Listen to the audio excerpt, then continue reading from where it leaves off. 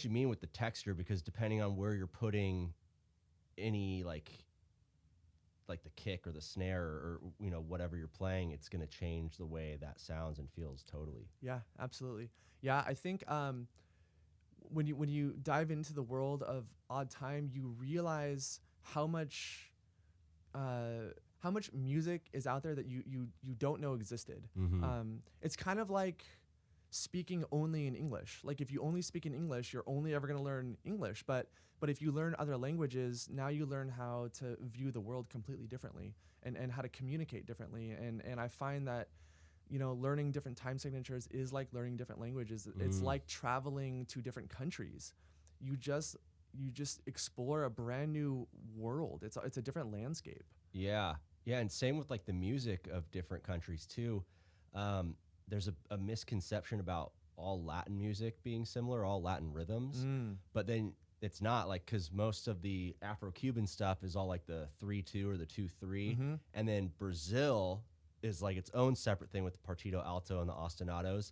They're separate. Yep. And my misconception, I'm not going to say it was everyone's, but until I was educated a little bit better, is that those two are different and like they have nothing to do with each other, and you have to learn how to play them separately. And then now I mean I love bossa nova and samba rhythms playing, and there's still so much work to be done. To your point, opens up a whole different world. That's it. It's like, you think you know what a samba is, boom, chippa boom, chippa boom, chippa boom, until you actually go down to Brazil. You don't know what samba is. Like, not at all. Right. Like you if you want to sit down and try that little bon chippa bon chippa bon with like some real Brazilian musicians, you're gonna get steamrolled. Oh, circles around you. right. And that's it. It's like, you learn those intros to different world music, but it's meant to like give you a starting point to like really dive into all the nuance of that style of music. And admittedly, I have not spent enough time learning different world music. I've messed around with sambas a little bit. I usually use it as like a base to practice soloing over. So you just get the samba going with the feet, and then you practice soloing over that with your hands. And I use it more as an independence exercise than anything else. Like, I'm a white boy. Like, I am not playing samba in live with any bands anytime soon. Like, that's just not my flavor right now. Yeah, it's funny because those guys are just raised into it. Like, it's in the culture. Like, are you an Opeth fan at all? So one of my all-time favorite bands is Opeth, and they were one of the early bands that like got me into really heavy music. Hell yeah. And it was honestly, it wasn't hearing his hearing like the death metal vocals. It was hearing his album. It was the song with Window Pane. Oh yeah, so Damnation. Damnation, thank you. Yeah. So that was the album that bridged me into Deliverance, and then the rest of their catalog, and then they became one of my all-time favorites. So Right. Martin Lopez was their drummer, and he also inspired me. Is that song Master's Apprentice?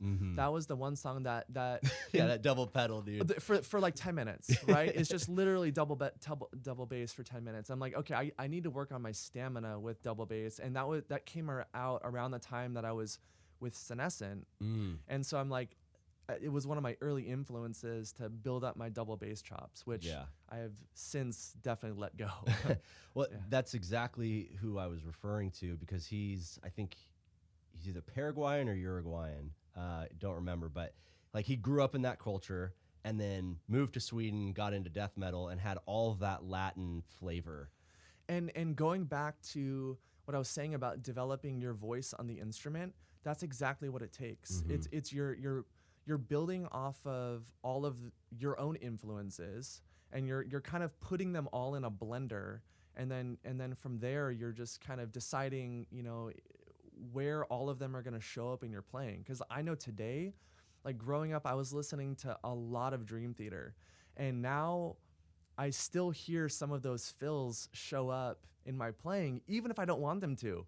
I'm like, I want new vocabulary. Like I Right. feel like I've played that out and I've moved past that now in my life, but it still shows up, and that's just what happens, right? All of your early influences just they stay there, but that's how you build your voice. Yeah, I've got the Billy Joe Armstrong curse when I sing. It's like Oh yeah. I've worked like really hard to move away from that as much as possible, and then some of my things are just like some of my phrasing so nasally when I was about to say, are you plugging your nose as you sing? No, it's just he like taught me how to sing, Yep. for real, for all intents and purposes. But yeah, did you hear that new Between the Buried and Me record with Mark Portnoy on one of the songs?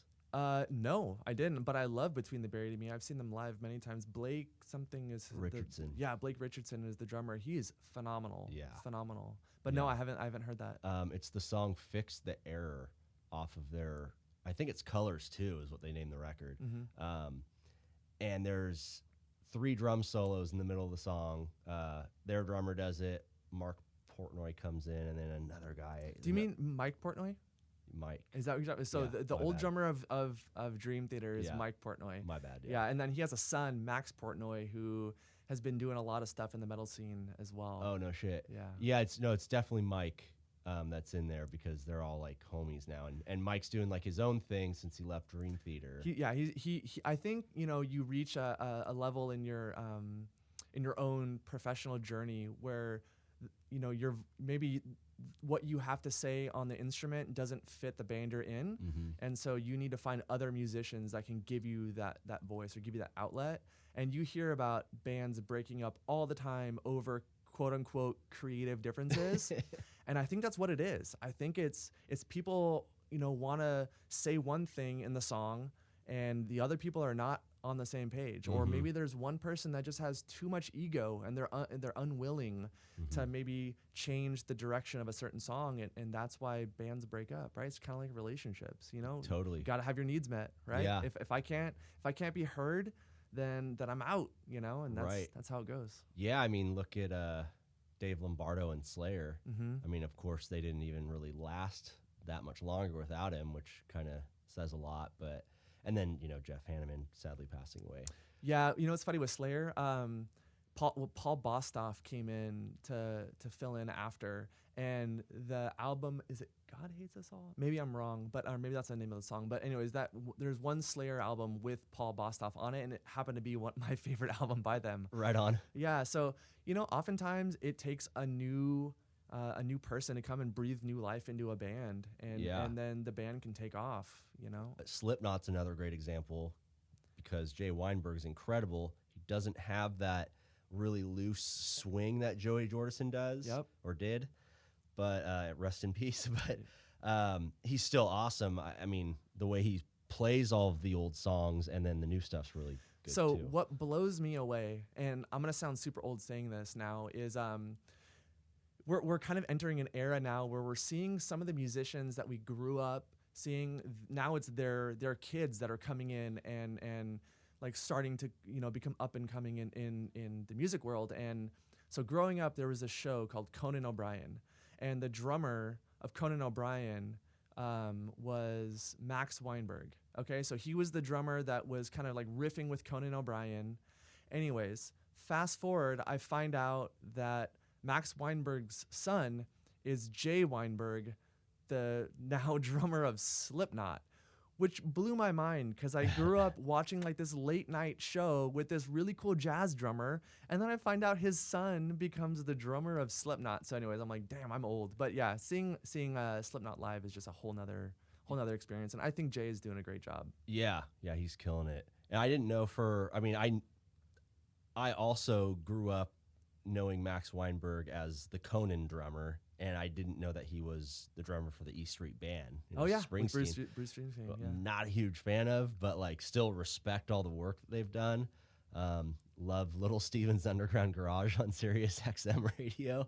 He's a cool guy. He was in Sopranos, of course. But yeah, you're totally right.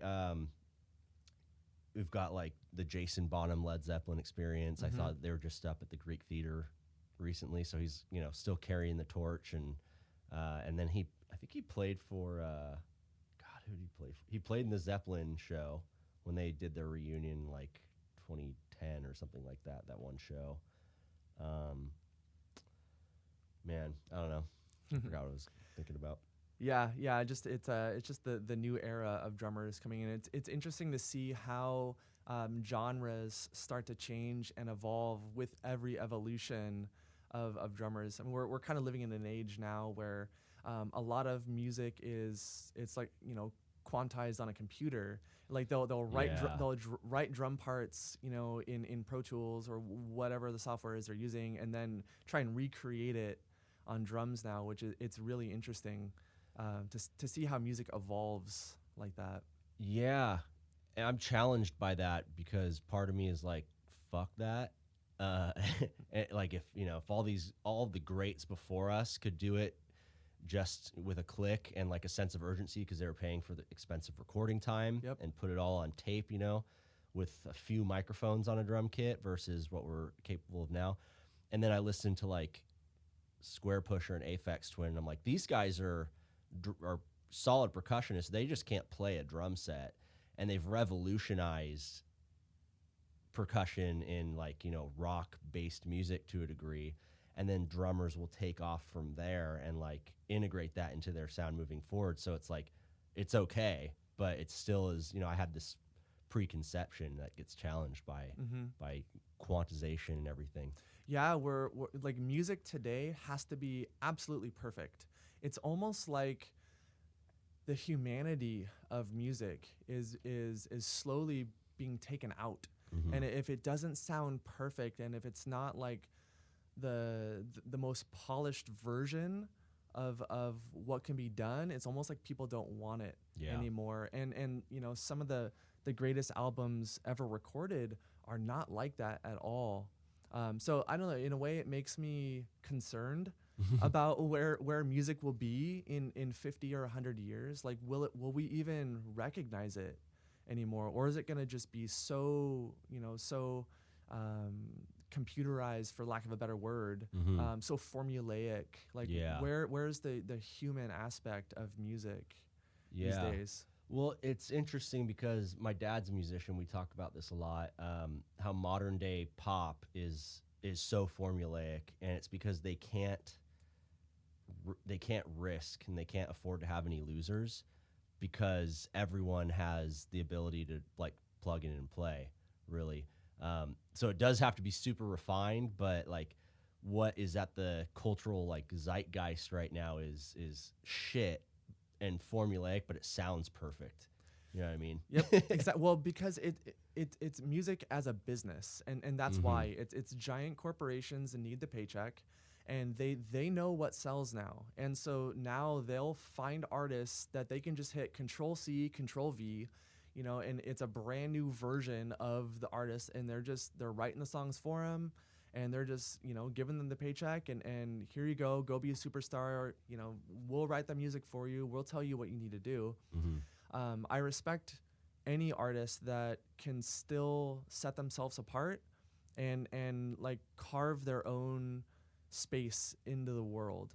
And I think there is room for anyone who can do that. You just got to find your way, find a way to be different, and go all in with it. You can't half-ass anything these days. Like quality is really important, and people really respect that. So you got to find a way to define your own way. But if you do, there's still room for you. I just, I don't want anyone listening to this to think that they can't be successful in music. Like there is room for talent, but you have to be willing to put in the work. Another another thing I've noticed is, musicians today are getting way better at a much younger age. Like, you go on YouTube, or no, go on Instagram, and you're gonna see nothing but musicians that just shred, and they're like 16. Mm-hmm. And I think it's because of the sheer access to information that we have today. And it's something that I think a lot of people take for granted. But literally, you can go on YouTube, and you can get lessons for free from the greatest musicians that have ever lived. And so now you have access to information that those guys didn't have growing up. So that I think that the space is also getting a lot more competitive because of that, because now people have a way to access so much information at such astounding speeds. Mm-hmm. And so what are you going to do with it, though? That's the question, right? Is, are you going to use all of that to figure out your own path? And so that's what I want people to know, is like, you can absolutely do it, but you have to be willing to put in the work, because there are people that are going to practice 5 and 6 hours a day. And that is what it takes to become a professional professional musician today. There's a lot of competition, so you got to be willing to work. I couldn't agree more. I mean, and there, especially when it comes to content on the internet, it's not even just playing your instrument. It's learning how to mix and produce and process your music, and lighting and camera angles and all this shit. It takes a long time. It's an investment.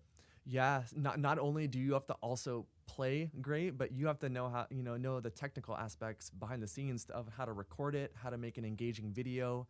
We're competing with shorter and shorter attention spans every single day. So if your video doesn't capture somebody in 3 seconds, it doesn't matter how great you just played, no one's watching it. Right. And it's crazy to think, but that's the world we live in now, and that's just what you have to understand going into it. Mm-hmm. If you want to have your space online, that's the game you got to play. Yeah, it's a game is the perfect way to put it. Yep. And yeah, kind of piggybacking on what we were saying about like pop artists and what you opened up with.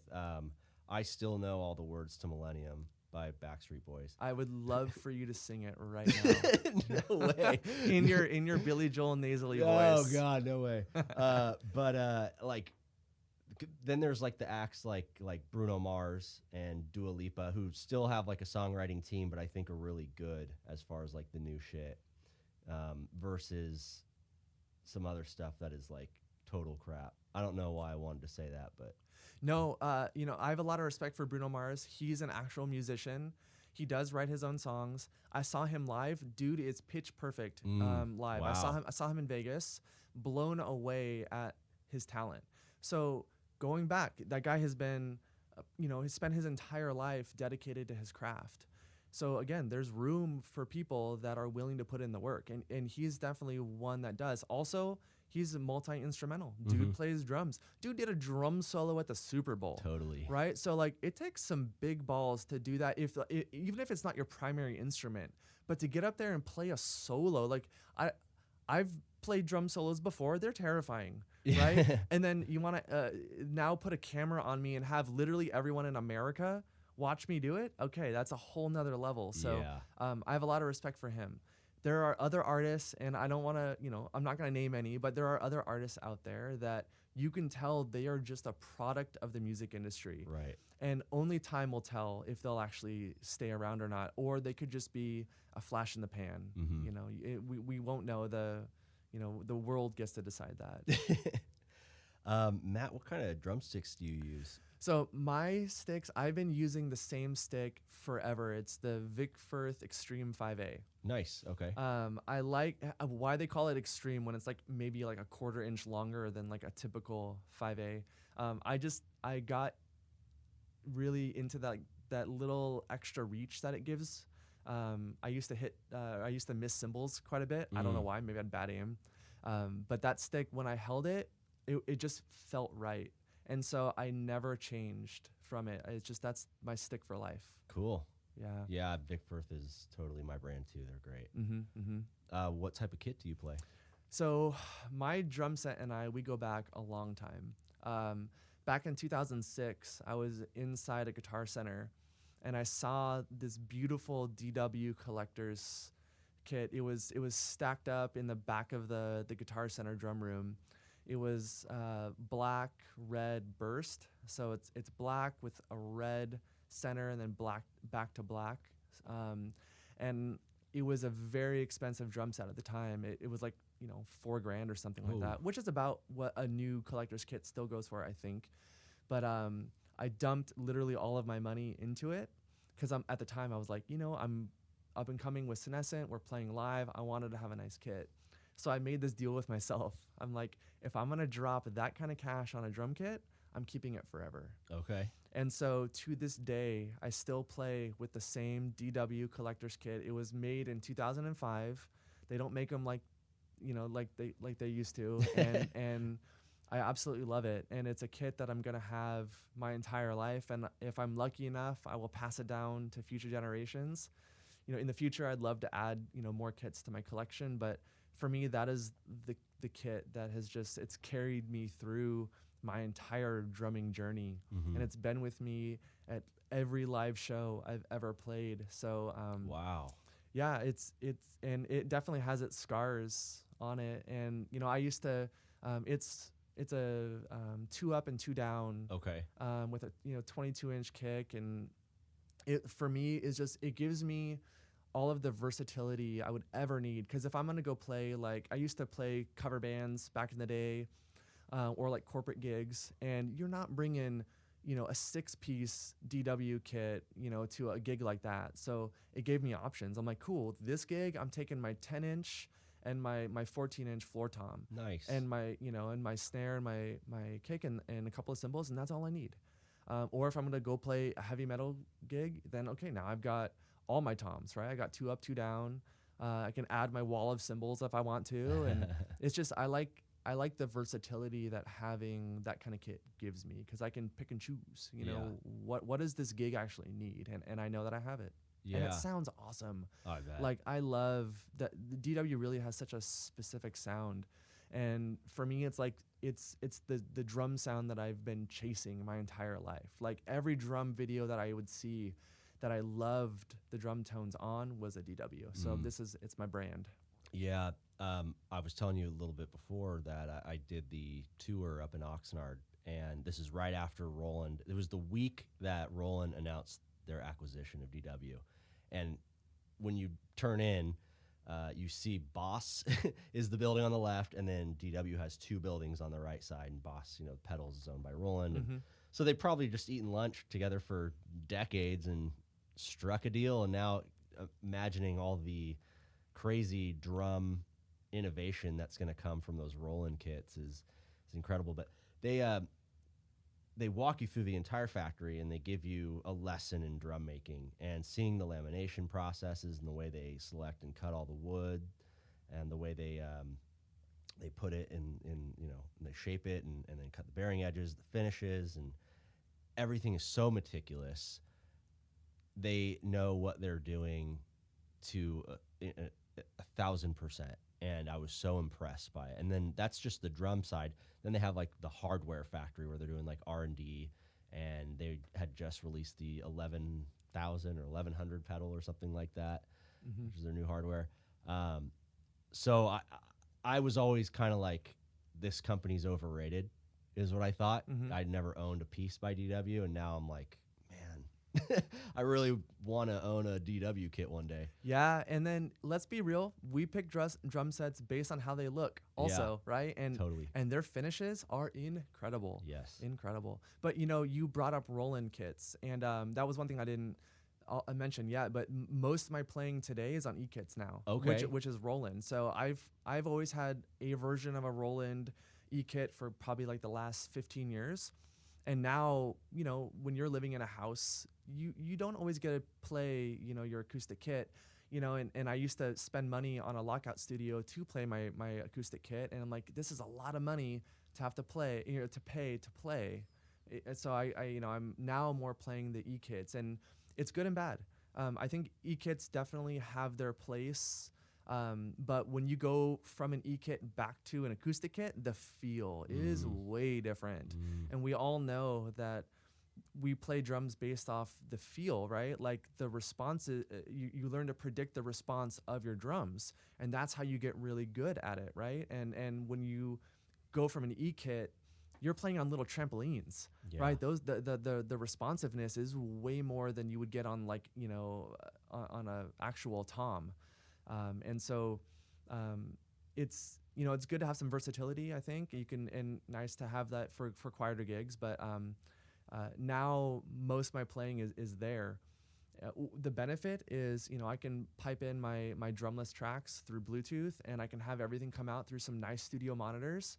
So I'm getting like that perfect mix of the song and the drums. So like what I'm hearing sounds like a finished product, right? Because it's like perfectly sounding drums. Nothing's ever out of tune. It's all at the perfect level, which is really cool. It makes for a really fun experience at home.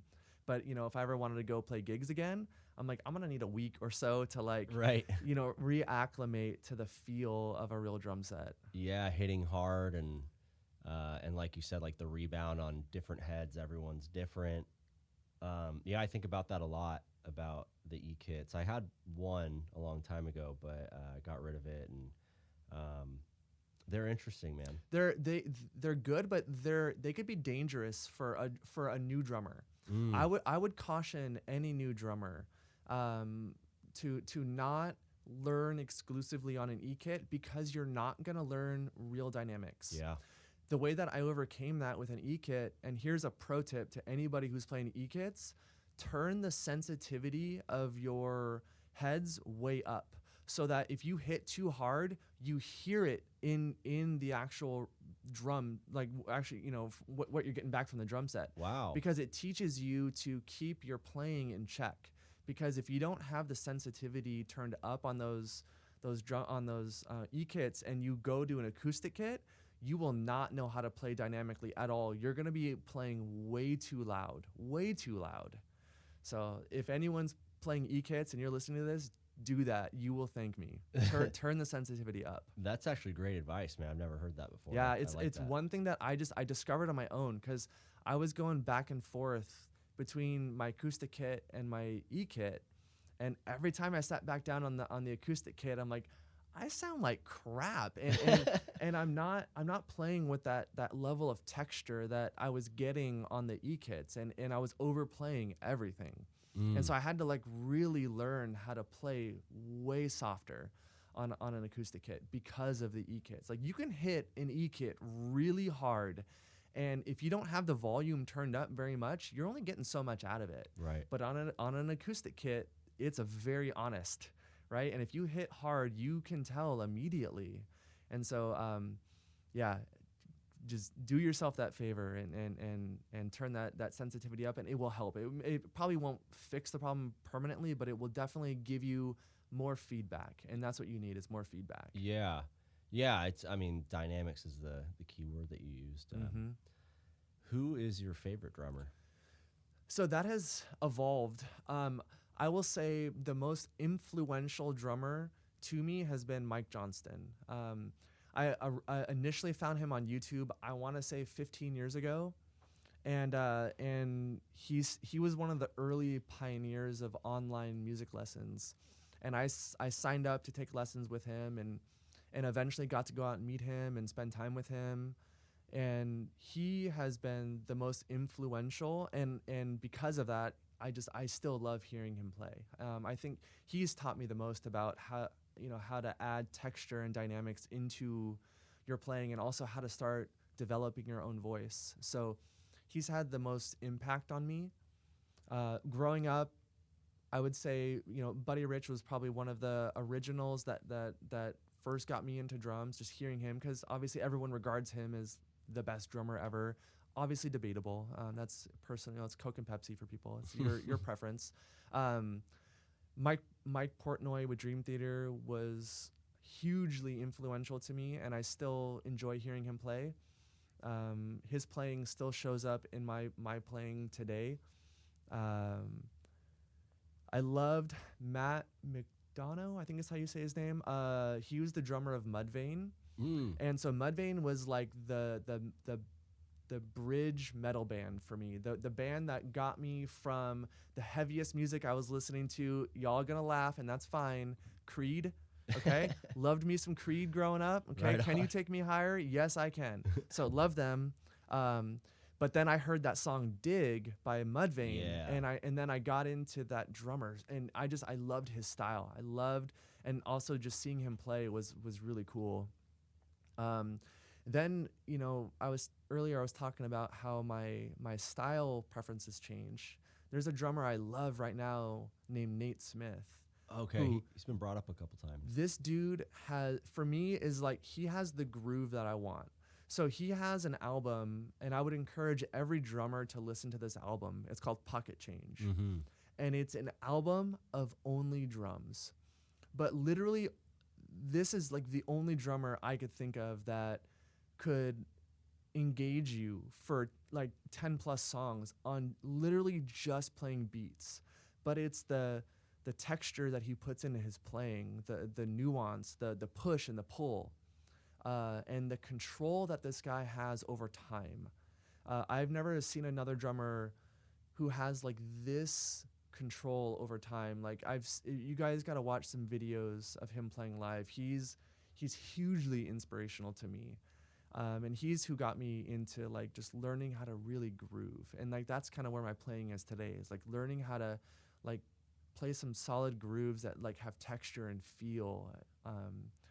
And then I loved Danny Carey of Tool. He taught me how to incorporate the entire drum kit in music, and learn how to almost paint with drums. Like he was adding so much flavor to Tool, and hearing that like taught me to like use more of the drum set in a more musical setting. So I feel like there's a lot of drummers that I love today. And then I'd be remiss if I didn't say Matt Garska. He was one of the early guys that got me heavily into Odd Times. Like hearing him play is like, it's just on another level. Like if you want to equate music to math, like the dude is doing trigonometry on the kit, and it's really inspiring to see how far one human being can take this instrument.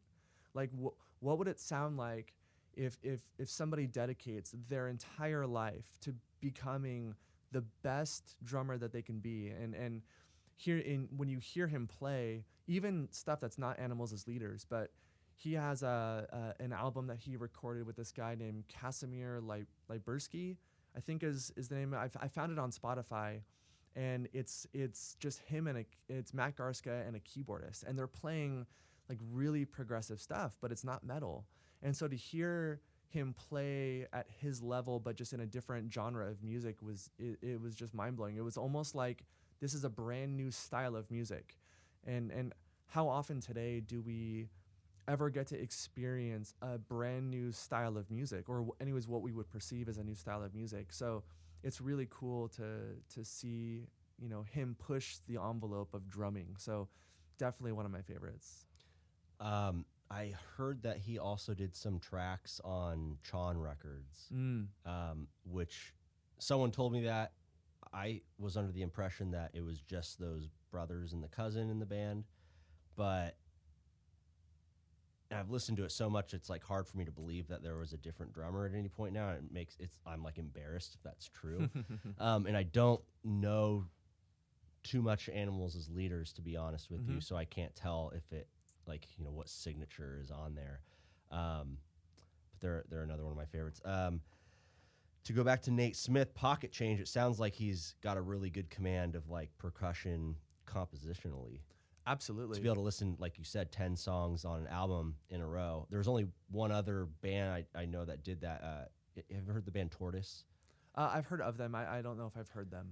There are 3 drummers in the band. They're 5 guys, and they all switch instruments. They're from Chicago. It's like jazz, prog, with like a punk aesthetic, but they've been around since the 90s. And they did a record called Bumps, which is really cool. Mm. So I have to listen to Pocket Change because you're not the first person to bring it up, and now Yep. it's like too many drummers that I respect, including yourself, have told me to listen to this. Yeah, so. and you know, there's another one too that I love, and I brought this up to you before we started recording. But there's, you know, Mark Juliana he's a jazz drummer, but then, you know, he kind of has his own flavor that he brings, and he's just a very creative drummer. He plays stuff in a way that I haven't heard before, and he'll kind of blend electronic with jazz, and he's got a couple different projects. But he's got a show coming up in December up in LA. So I want to bring you to that so you can can experience him live. And it'll be a solo show. And this isn't a promotion for him, but he's experimenting, which is what I appreciate any musician doing. Like, again, you got to find a way to be different. And so he's like, I'm doing a solo show. It's me and a drum set. And like, to me, that's kind of cool. Yeah. Right? He's not with any other drummers. And the balls that it takes to invite people to a show where it's just a drummer only, like, you gotta be something special to do that. You gotta have something to show that other people have not seen, and so that's what I'm excited to see. It's like, what has this creative genius, you know, written for just drummers? Because, like, let's be real, only drummers are gonna go to that show, Right. Or maybe he's got some friends that are other musicians that'll show up, but he's mainly attracting drummers. So I'm excited for that, just to see what can one dude do that's gonna be so engaging for an hour or two with just a drum set and maybe some percussion stuff. Damn. Well, I mean, now I'm like totally sold. Yeah, I know. was planning on going before, but there's a free commercial for him, and he'll never hear this, so I don't know. Maybe I'll send it to him and ask him for some money. maybe one day he Yeah. will. I forgot to ask you what your dream kit is, if you have one. Yeah, so lately I've been kind of lusting after the new, I think the Tama Star. It's the new Tama's like top of the line kits, and there's a finish that I saw it was like Japanese Sen. It was like this gray, and when I saw that kit, like, I don't know if, you know, when I first saw my wife, I knew that I wanted to marry her, and it was just like that you know, when you see it, you know, kind of a thing. And when I saw that drum kit, I'm like, yep, that's the next one. Wow. And so again, you know, it's a rather expensive drum kit, and so I'm not gigging live right now, so I have no business spending that kind of money on a drum kit. But eventually, that is the one that I would want to get. And then I tend to lust more after snare drums these days. I find that there's so many really cool boutique companies out there that specialize in snares. Well, you know, like A&F is a company that I love, and I have their 6.5 by 14 raw brass snare. Ooh. And that is my dream snare. Like, when I close my eyes and I hit it, like, that is the snare sound that I want. Okay. It's perfect for me, and that's what I'll use on every gig, and it's my do anything kind of snare. There's another drum manufacturer out of Sheffield, England, and can I remember the name of it? VK Drums, Van Cleef. So Van Cleef is this boutique drum manufacturer, and they make a very specific kind of steel that is manufactured in Sheffield. And when you look at the drum kits, they're incredible. He does custom stuff for Danny Carey of Tool. Wow. And you know, you're gonna be dropping some money on those drums, but they're like, you know, they're meant to be like heirloom pieces. And so, like, that's kind of what I want to get into eventually, is like building my dream snare collection, because I find I'll get more use out of that, and it's also easier to store snare drums than full on drum kits. Right. Fair enough. Yeah. Yeah. What about cymbals? What do you like? So Meinl has always been my favorite. I have kind of I don't subscribe to just one of the lines. I'll kind of mix and match based on the gig that I'm playing, or just what I'm hearing in my playing. So the Meinl, I like, for my ride cymbal, I'm using their dark, Meinl Dark Custom, I think is what it's called. That for me is like a perfect ride cymbal for any gig I'm gonna do. And then I have a mix of their Byzance crashes that I love. I've got quite the collection, but it's all vinyl right now. What about hats? For the hi-hats, I'm using their 15-inch Foundry Reserve. 15s. Okay, so here's a pro tip. Any drummer, go get 15-inch hi-hats. They are incredible. Like, yeah, they're a little bit bigger, but it's nice having more surface area to play. They also sound really great in just about any kind of musical situation you're in, except punk. Like, you wouldn't use them, like, if you're playing like nothing but like super, super fast, heavy music, I wouldn't recommend them because one, they're expensive and you will break them and waste money. But if you're playing anything like mid-tempo, slower, they're, for me, just like the perfect sound. That first time I stepped on the hi-hat pedal and I clamped them together and it gave me that chick with nothing. There was like no overtones after. It was just like that perfect chick and that was it. I'm like, yes, that is it. And then I heard them recorded. And for me, they just, you sit down on a piece of any new gear, and if it just inspires you to play just a little bit differently, then that's probably a good thing for you to stick with, right? Because you don't want to get stuck in a rut. And for me, it just opened up my playing. I don't know what it was about just changing hi-hats, but it inspired me to just play a little bit differently and maybe with a little bit more care. Because I knew that if I'm going to spend some money on some really nice equipment, I'm going to respect the hell out of it. Mm-hmm. So it taught me to play a little bit more dynamically too, because I didn't want to ever break these things because they're works of art. So I bought the hats and I bought a crash cymbal in that same line. And so I'll always play those two together. Wow. Yeah. I've never played 15s. I had 13s when I was a teenager. I didn't like those too much. Yeah, 15s. That's I know. It wasn't something I would ever think I would do, but I saw a video of a drummer playing them live, and I'm like, these sound great, and they're beautiful. And so I'm like, I'm at a point in my life where I had a little bit of extra money laying around, so I'm like, I'm gonna try them out, and I'm so happy I did because I'll never go back. So that's dope. Oh, you don't play your 14s hardly ever? Not much. I have the 14-inch Meinl Dark, and they're great. I love them. I played those for years. But now any live situation, if I do get that opportunity, I'm playing the 15-inch Foundry Reserves. What does drumming mean to you? So drumming for me was the one thing that was constant in my life that I could rely on when times got hard, or vice versa. When times were great, I could go to my drum set as a way to celebrate. So it was a way for me to anchor my life. I could anchor all aspects of my life around drumming. If I'm in a sad, depressed state, which doesn't happen very much, but we're human, we all go through those. I have drumming there to kind of remind me that there are aspects of life that are worth living. And then when I'm happy, then I'll sit down and I'll play and I'll remember all of those good memories I have playing, like in those bands that we talked about earlier. It's also a great way for me to keep my mind sharp. I think that people stagnate in life when they stop learning. And drumming for me is the one thing that you're never done. You're never done practicing, you're never done learning. And it's the one thing that you can always be in constant pursuit of. And it's one thing that has taught me in life that everything that you do, it's all about the pursuit of it. It's not about actually getting the goal.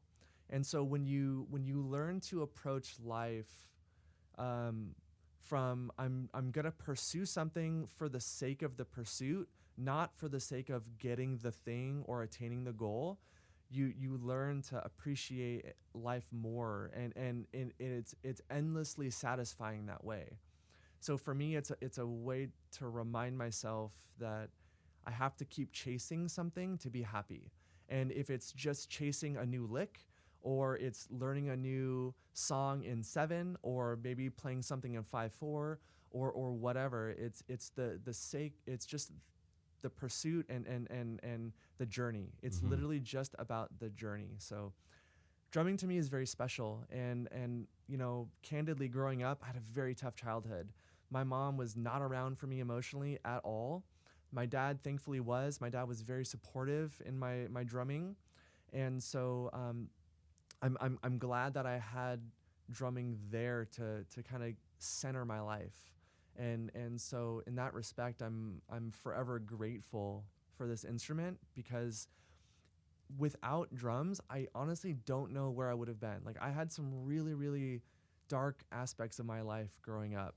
And it was the fact that I had the outlet of music that gave me a sense of purpose. And that's another thing, is that feeling that I belong here to play drums. And drums are not all about becoming a professional musician and touring the world and playing live. Like, people should learn an instrument to just learn an instrument, and in a way you develop a better relationship with yourself, I find. And I think that drumming has helped me learn to love myself more, and it because it taught me, dedication. It taught me how to delay gratification, because you sit down and you're trying to play something you never played before, and you're gonna suck, and you're gonna want to throw your sticks across the room if you can't get that thing. But if you just keep at it, you keep chipping away one note at a time,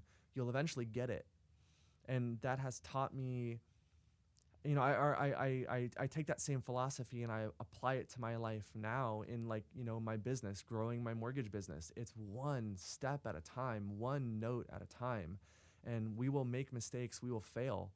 But learning to embrace those failures is what I think, is one of the biggest payoffs of playing drums, or is one of the things that has taught me in life, is learning how to embrace those failures, knowing that failing is really the key to improving. And so I'm very thankful for drums. I mean, there's so many aspects of my life it's improved. That's awesome. There's my dad told me to add that question, and it wasn't always there. And everyone's answer is always different and always philosophical. It gets to a point where it's like, it's just past.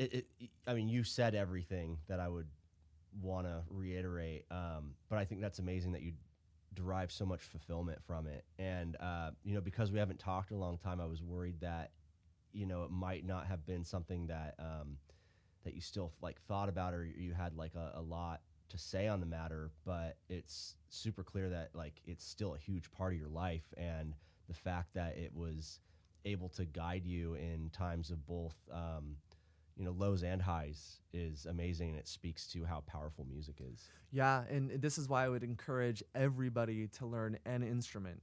I don't care if it's a saxophone, or if it's a guitar or a bass or whatever. Just pick something and get a little bit better at it every single day. And watch the carryover that it's going to have in every other aspect of your life. It will change everything for you. It'll change everything for you. Absolutely. You already gave us some great tips, but do you have any others that you'd like to impart to the audience? Yeah, I'm more philosophical, I think. Don't let what you see on social media discourage you from getting behind the kit and just playing. Right now, I only play for myself. I do not care if anybody else is listening to me. I don't care if I'm playing shitty or if I'm playing great. I'm only playing for myself. So don't let social media discourage you from becoming a better drummer or a better musician. Just play for yourself. Play for the love of music. Don't go into it expecting that you have to be as good as the people you see on social media. It'll destroy you emotionally if that's the philosophy you take or you have about the instrument. So just focus on getting a little bit better every single day. Don't worry about becoming who you see on social media. Just become a little bit better every day, and you will see so much carryover in every other aspect of your life. That's so true. And then also play the gear that inspires you to play. Don't care so much about the brand. don't care so much about what you see on social media. If you see a drum set and when you look at it, it speaks to you and it calls you to get behind and start playing, that's the right drum set for you. So I would say get the best gear you can that's within your budget. And because the nicer gear you have, at least I've noticed in my own life, the more inspired you will be to play. Because when you see it, you know, sitting on the ground there and it's all set up and it's beautiful and it's like, God, I just love the way that looks and I'm inspired by it. That's what's gonna give you longevity behind the instrument. Don't just go buy a drum set you find at a garage sale, because like, is that gonna be the one that is gonna speak to you, right? So I would say gear is really important. Find something that really inspires you to play. I like that. Anything else? No, man, I had a great time talking to you. I'm glad that we got to reconnect.